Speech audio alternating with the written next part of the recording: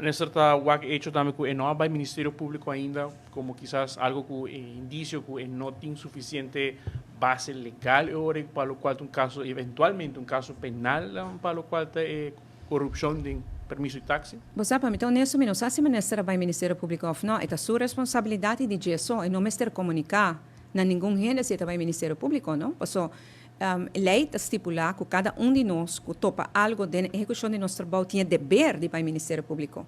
E sei quando o ministro pedir aprovação, fala, não, eu tenho que fazer bom mês.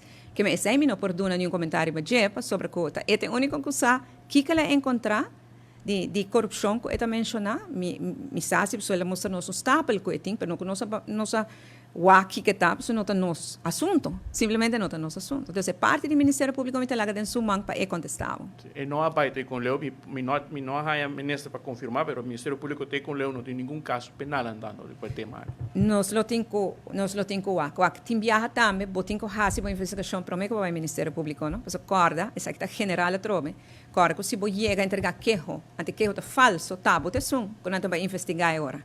Pensei, para qualquer vez eu acho que vai para o Ministério Público, botem que fazer uma investigação, ou vou pedir ao Ministério Público fazer orienterend onderzoek. Want bisa buscar como estou pensando aqui, não sei seguro que está, não que entregar queijo ainda, pode querer que vou fazer orienterend onderzoek, exceto local que passa, por exemplo, no caso de Aruba House.